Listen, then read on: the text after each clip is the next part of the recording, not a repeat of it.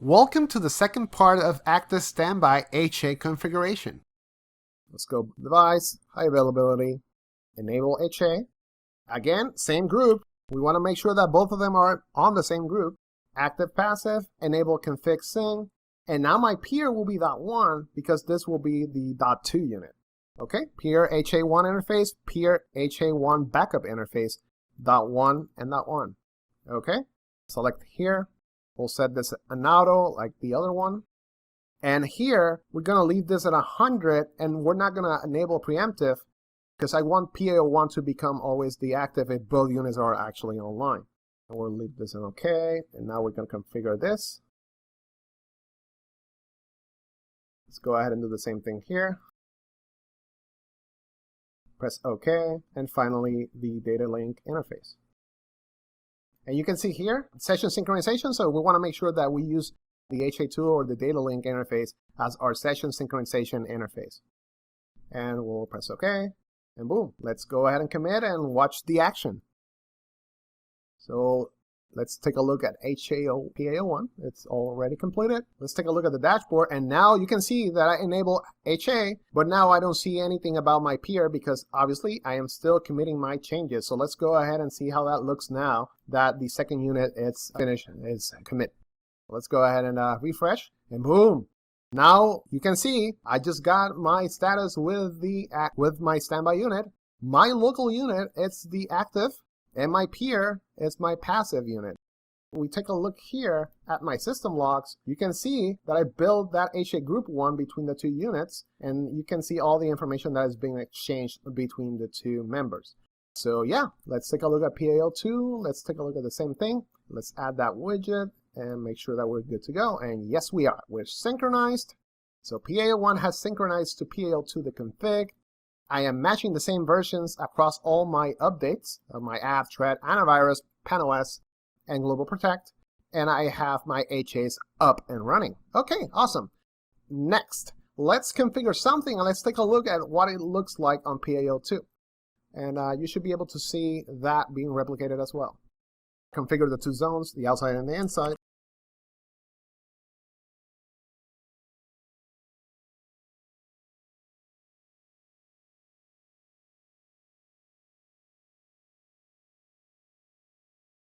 Okay, and let's commit. If you take a look, I am committing, but let's go ahead and PA02. I should not have anything configured here, right? But I am configuring in PA01, so we should be able now to see the status of synchronizing in progress. So synchronization is in progress. That means that I'm actually sending that information to PA02, so PA02 should have the same config. Let's wait until that's finished, and let's check on PA02. Okay, so it's synchronized.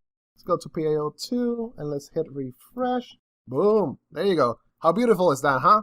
We have both units with the configuration in sync, so we should be able now to configure all my necessary interface configs, and once we're done with that, we'll have a test machine and we'll ping to the outside and we'll perform a failover test. So let me configure that, and after I am done, I'm going to continue on the video and we're going to go into the testing phase.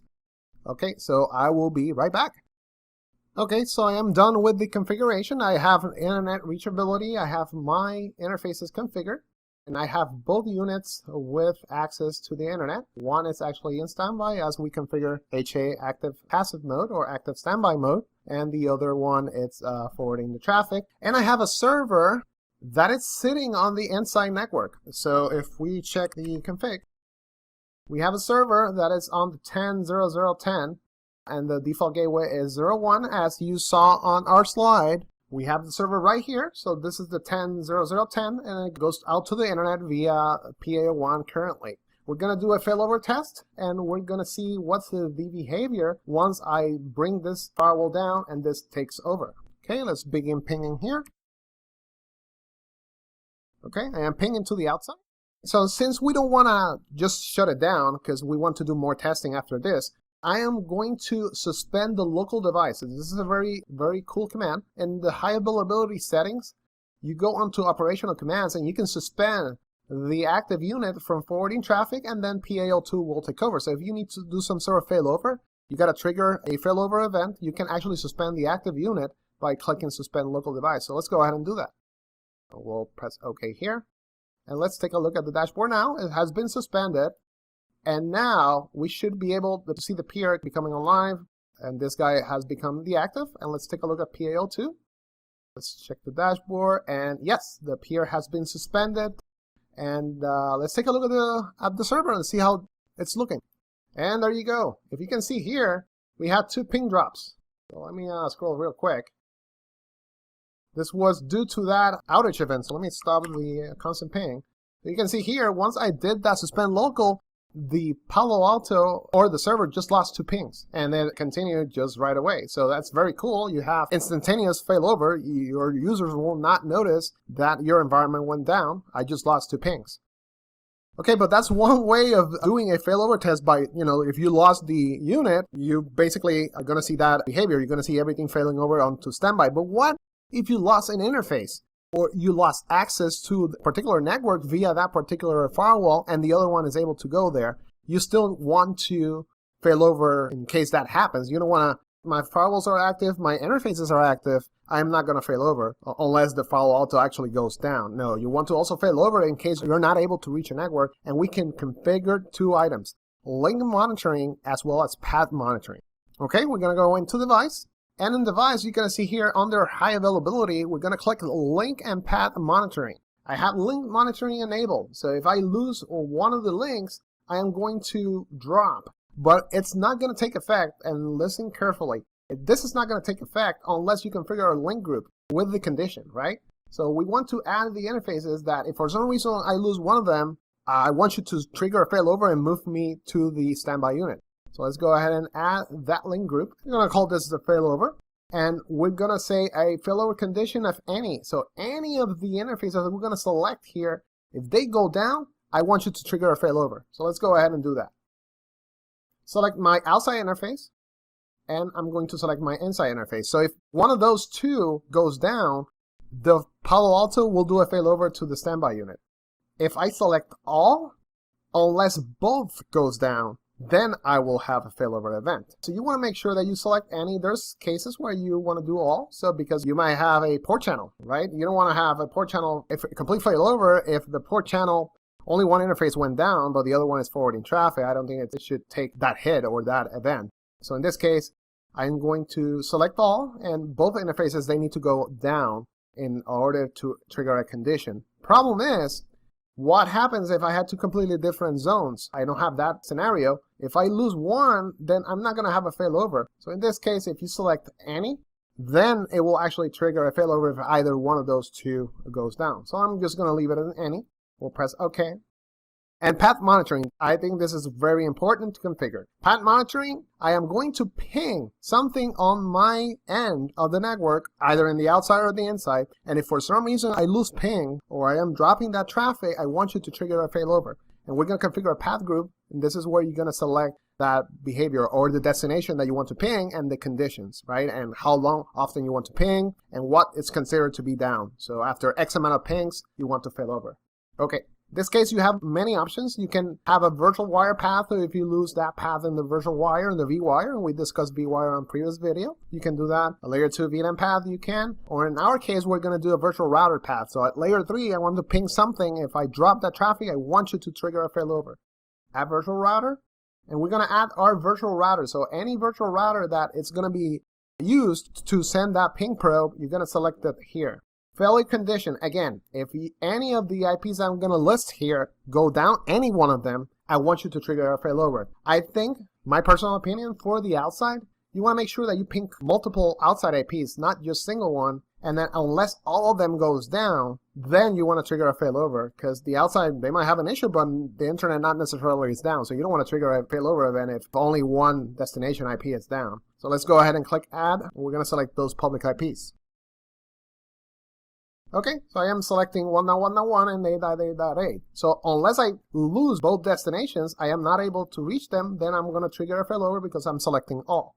Ping interval, 200 milliseconds. So every 200 milliseconds, I'm going to be probing and checking that you're alive. If those guys are alive, we're good to go. If we're not alive, after 10 ping counts, I'm going to trigger that failover event. That's the threshold. If I don't meet my threshold, meaning that I am going over ping counts, I'm going to trigger that event because we're going to assume that the destination went down. So we want to do that failover event.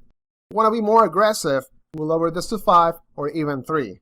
3, you want to be very careful because maybe you just lost a ping. You don't want to drop the whole thing or failover the whole thing if only 3 pings went down and then everything came back up. So you want to be very careful. You don't go too overboard with this. So I'm going to leave this in 5. I'm going to press OK, and we are going to commit.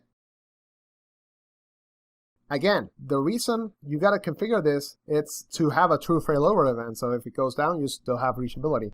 And because this is a high availability setting, you need to do this on PAO1. This is not replicated. So if I configure this here, it's not going to be replicated because this is an HA configuration change.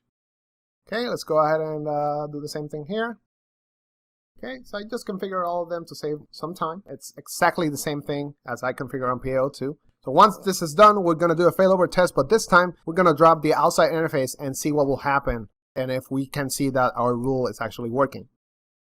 Let me unsuspend my local because this was suspended for our demonstration purposes. I'm going to make it a local device again, make it active, and yeah, now it's leaving the suspended state. Once it's done, we should be able to do that new failover test.